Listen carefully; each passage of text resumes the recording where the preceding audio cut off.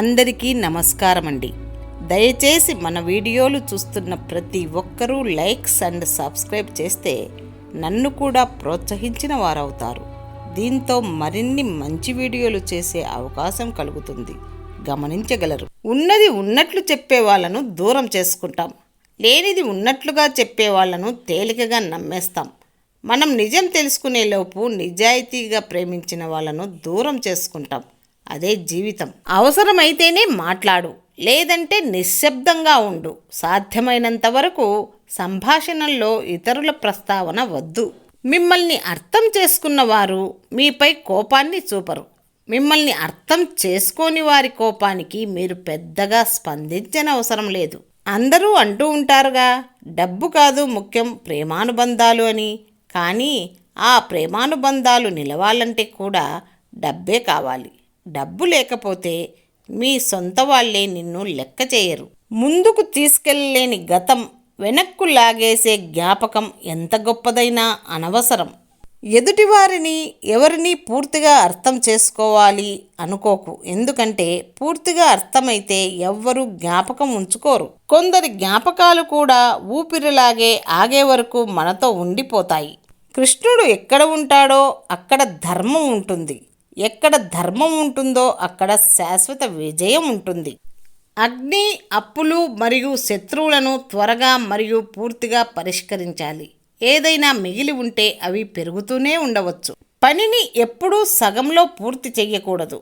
ఒక పనిని పూర్తిగా చెయ్యడానికి ఎల్లప్పుడూ శ్రద్ధగా ఉండాలి. ఒక ముళ్ళు కూడా ఇన్ఫెక్షన్కు శరీరంలో దారి తీయవచ్చు. పుస్తకాలు మంచి స్నేహితులు అన్న విషయం ఎప్పుడు మరవకూడదు. రోజు కాస్త సమయం పుస్తక పఠనానికి కేటాయించాలి. మీరు ఖచ్చితంగా చేయాలనుకున్న పని చేయడానికి పూనుకొనక ముందే అనుకున్న విధంగా జరగడానికి సరైన వ్యూహం ఎన్నుకోవాలి. లేదంటే చాలా సమయం వ్యర్థమవుతుంది. ఈ భూమి మీద నీ విజయాన్ని మనస్ఫూర్తిగా కోరుకునేది ఇద్దరే. ఒకరు మీ తల్లి, రెండు మీ తండ్రి.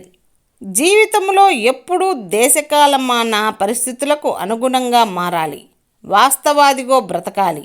అనవసర ఆచారాలు, పద్ధతులు అవసరమైతే వదిలేయాలి. నువ్వు మా కోసం ఏం చేశావు, అంతా మంది కోసమే చేశావు అని ఇంట్లో రోజు తిట్లు తినేవాడే నిజమైన నిస్వార్థ సమాజ సేవకుడు.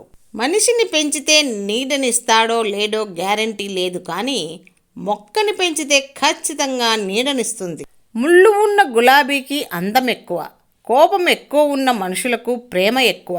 బంధం ఎలా ఉండాలంటే మాట్లాడితే సంతోషం కలగాలి, బాధను పంచుకుంటే రిలాక్స్గా అనిపించాలి, తప్పు చేస్తే కలిసి సరిచేయాలి. ఇదే బంధం అంటే. తలరాత అంటే రాసినవాడు తుడిపెయ్యలేనిది, రాయించుకున్నవాడు చదువుకోలేనిది. పరిస్థితులను అర్థం చేసుకొని బ్రతకడం తప్ప వేరే మార్గం లేదు. ఎందుకంటే మన జీవితం మనం కోరుకున్నట్టు ఎప్పుడూ ఉండదు. నమ్మకం మనిషి మీద ఉండాలి, ఇతరులు చెప్పిన మాటల మీద కాదు. ఓటమికి ఓడించే సత్తా ఉంటే ఓపికకు ఓటమిని సైతం గెలిపించే సత్తా ఉంటుంది. పేదోడు పస్తులు ఉన్నా ఎవరికీ చెప్పుకోలేడు, అలాగే ఉన్నోడు ఆస్తులు ఉన్నా ఎవరికీ చెప్పుకోలేడు. నీ ప్రక్కనే ఉన్న హృదయాలు నిన్ను స్మరించవు, నిన్ను స్మరించే హృదయాలు నీ ప్రక్కన ఉండవు. అదే జీవితం. శిఖరాన్ని ఎక్కేటప్పుడు ప్రతి అడుగు జాగ్రత్తగానే వేయాలి. ఎందుకంటే ఒక్క తప్పటడుగు మనల్ని పాతాళానికి పడేయవచ్చు. ఇష్టమైన వారితో గడిపే కాస్త సమయమైనా కూడా మనసుకు చెప్పలేనంత సంతోషాన్నిస్తుంది. సంపద కన్నా శక్తివంతమైనది పలకరింపు. మనం సంతోషంగా బ్రతకాలంటే మన గురించి ఇతరులు ఏమనుకుంటారో అని ఆలోచించడం మానేయాలి. భూమిపై ఉన్న మానవులందరికీ 6 నెలలకు సరిపడా ఆక్సిజన్ సృష్టించడానికి 2660 లక్షల కోట్ల రూపాయలు ఖర్చవుతాయి. కానీ చెట్లు మనకు ఉచితంగా ఇస్తున్నాయి. భార్య మూర్ఖురాలైతే ఆలోచించకుండా ప్రవర్తిస్తుంది. మూర్ఖులు ఎప్పుడూ తెలివైన వారితో వాదిస్తారు. వారికి మేధోపరమైన విషయాలు వినడం ఇష్టం ఉండదు. ఇలాంటి మూర్ఖపు భార్యలు భర్తనే శత్రువుగా భావిస్తారు.